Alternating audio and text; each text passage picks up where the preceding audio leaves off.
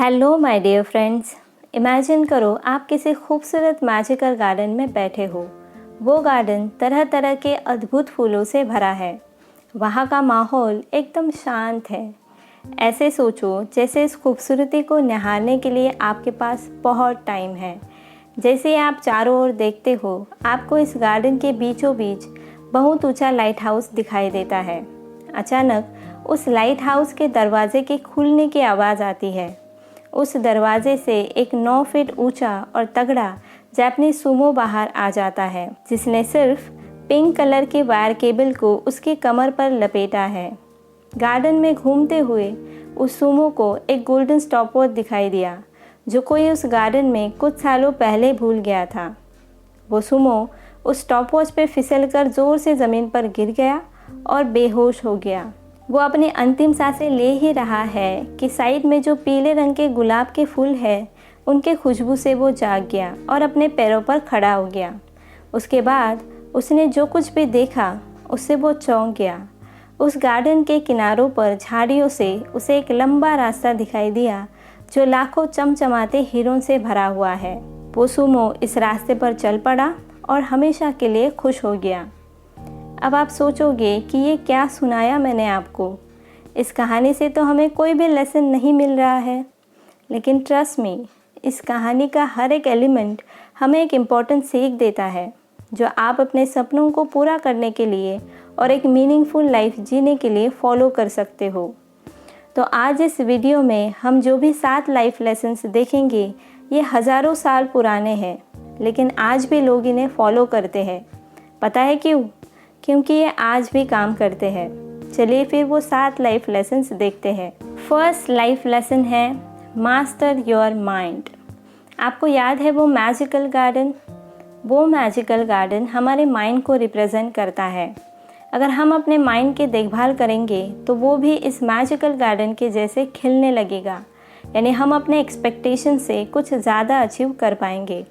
अगर कोई इंसान आपके खूबसूरत से गार्डन में गंदगी फैलाने लग जाएगा तो आपको कितना गुस्सा आएगा ना। लेकिन उस गंदगी का क्या जो हम खुद डेली अपने दिमाग में फैलाते हैं। चिंताएं, डर, ये सब गंदगी तो है जो हमारे मन की शांति को बिगाड़ते हैं। कुछ लोग अपने नाकामयाब रिलेशनशिप की वजह से दुखी होते हैं तो कुछ लोग फाइनेंशियल प्रॉब्लम की वजह से। यहाँ तक कि हमारे डे टू डे लाइफ में जो छोटे छोटे प्रॉब्लम्स होते हैं उनके लिए भी हम चिंतित रहते हैं। लेकिन ऐसा करके हम अपने इस मैजिकल गार्डन यानी माइंड के पोटेंशियल को दबा देते हैं। आपको पता है एक एवरेज इंसान एक दिन में अपने दिमाग में 60,000 थॉट्स को रन करता है।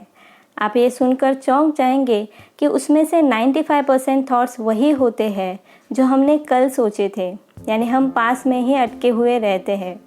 बल्कि हमें हमारी लाइफ में जो अच्छी चीज़ें हैं उन्हें और बेटर करने पे फोकस करना चाहिए।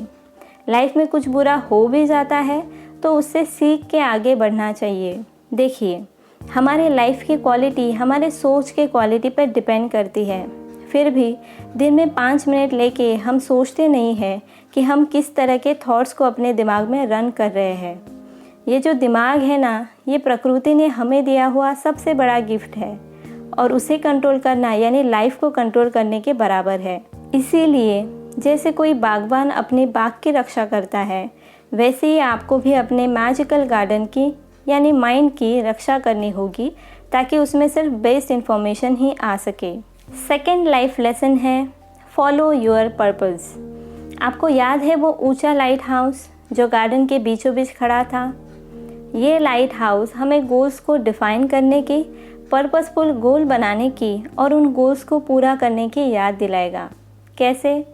जैसे लाइट हाउस हमें गाइड करने का काम करता है, वैसे ही हमारे लिखे हुए गोल्स भी हमें गाइड करने का काम करते हैं। आप मुझे बताइए कि आप कब ज़्यादा खुश होते हैं, बिना कुछ काम किए टाइम पास करके या फिर कुछ अचीव करके? तो अचीवमेंट ही लास्टिंग हैप्पीनेस का सीक्रेट है। देखिए, हैप्पी लाइफ के सपने हम सभी देखते हैं, लेकिन उन सपनों को लिखने के लिए हम 10 मिनट्स भी नहीं दे पाते हैं। क्यों? क्योंकि हम बिजी रहते हैं, है ना? जब आप अपने गोल्स को लिखते हो तो इस ब्रह्मांड की सारी शक्तियाँ उस गोल को पूरा करने में आपकी मदद करती हैं। देखिए, ये कोई मैजिक नहीं है, इसके पीछे भी एक साइंटिफिक रीज़न है। आप अपने गोल्स को लिखकर अपने सबकॉन्शियस माइंड को सिग्नल भेजते हैं कि बाकी 59,999 थॉट से ये थॉट ज़्यादा इम्पॉर्टेंट है। फिर आपका दिमाग उस गोल तक पहुंचने के हर मुमकिन रास्ते को ढूंढने लगता है।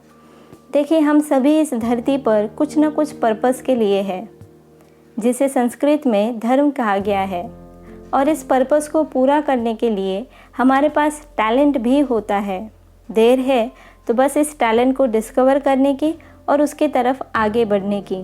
और कहानी का ये लाइट हाउस आपको उस पर्पस की याद दिलाएगा। थर्ड लेसन है प्रैक्टिस काइजन। काइजन ये एक जापानीज़ वर्ड है जिसका मतलब है constant and never ending self improvement.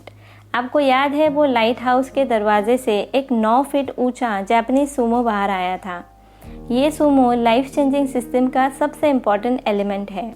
देखिए, बाहर की दुनिया में सक्सेस पाना है तो पहले अंदर की दुनिया में सक्सेसफुल बनना होगा। उसके लिए कंटिन्यूअस सेल्फ इम्प्रूवमेंट ही बेस्ट तरीका है। लेकिन हमारे पास अपने आप पे स्पेंड करने के लिए टाइम कहाँ होता है?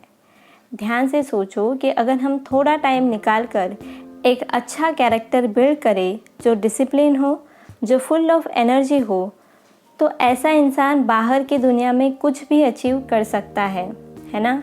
तो सेल्फ इम्प्रूवमेंट करने का बेस्ट तरीका है अपने वीकनेसेस और फियर्स को ओवरकम करना।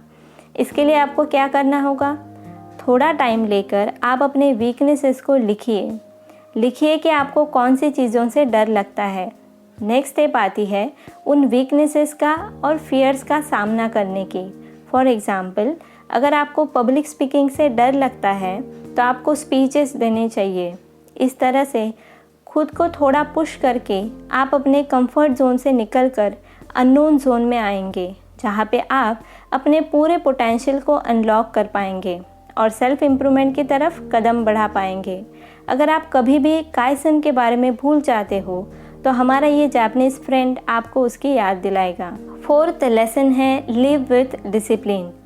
आपको याद है 9 फीट सूमो ने सिर्फ पिंक कलर के वायर केबल को लपेटी थी। ये वायर केबल सेल्फ डिसिप्लिन और विल पावर को रिप्रेजेंट करती है। क्या आपने कभी वायर केबल को ऑब्जर्व किया है? ये केबल छोटे छोटे वायर्स को एक दूसरे के ऊपर रखकर बनाई जाती है। वैसे तो ये छोटी वायर काफ़ी कमज़ोर होती है, लेकिन जब सारे वायर्स इकट्ठा कर दिए जाते हैं तो वो लोहे से भी ज़्यादा टफ बन जाती है। उस वायर केबल की तरह छोटे छोटे एक्शंस लेके हम भी डिसिप्लिन बन सकते हैं। फॉर एग्ज़ाम्पल, सुबह देर तक सोने के अलावा जिम चले गए, अनहेल्दी खाने के अलावा हेल्दी खाना खाया, इस तरीके से। देखिए, विल पावर एंड डिसिप्लिन की वजह से ही हम बुरे वक्त में भी आगे बढ़ पाते हैं और अपने कमिटमेंट्स को पूरा कर पाते हैं। विल पावर और डिसिप्लिन को बिल्ड करने के लिए 2 टेक्निक्स है। फर्स्ट टेक्निक, आपको एक मंत्रा दिन में बार बार रिपीट करना होगा। वो मंत्रा है, मैं जो दिखता हूँ उससे मैं कई गुना ज़्यादा हूँ और इस ब्रह्मांड की सारी शक्तियाँ मेरे अंदर समाई हुई है।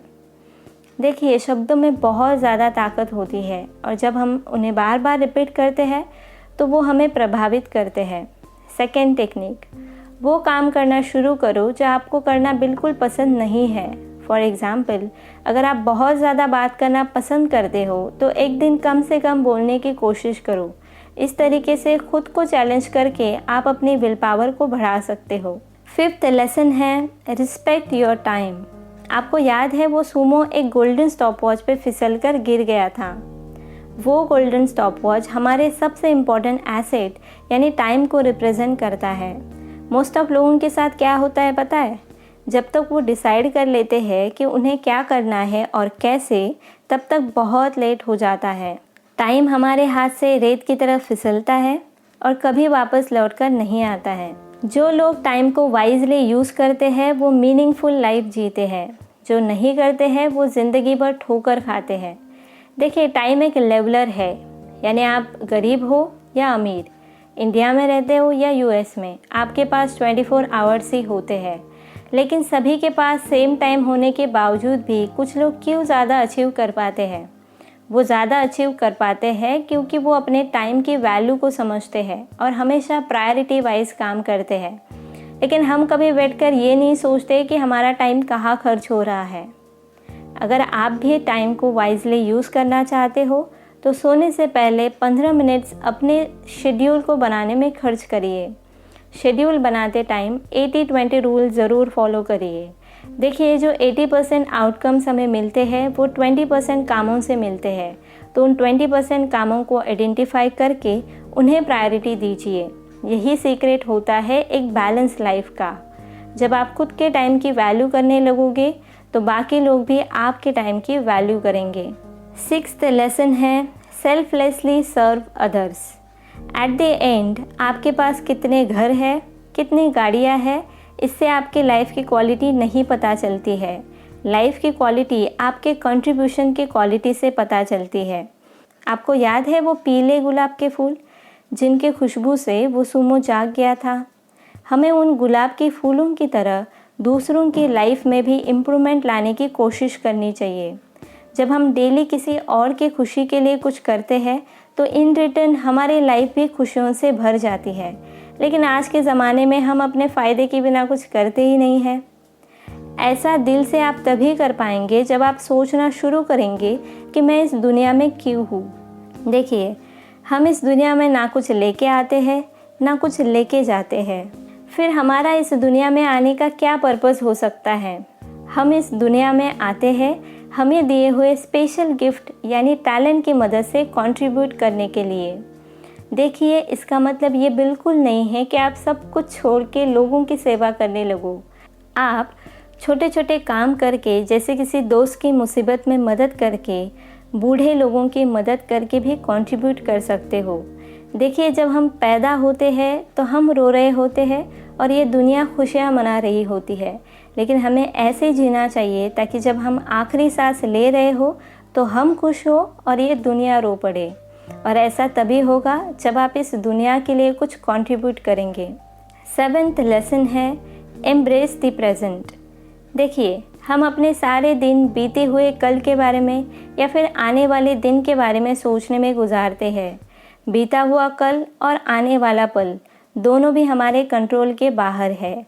इसीलिए आज में जीना ही हैप्पी लाइफ का सीक्रेट है। आपको याद है वो हीरों से भरा हुआ रास्ता जिसके ऊपर चलकर वो सुमो हमेशा के लिए खुश हो गया था? वो हीरों से भरा हुआ रास्ता हमारे आज को रिप्रेजेंट करता है। हम भी उस सुमो की तरह आज में जीकर हमेशा के लिए खुश रह सकते हैं।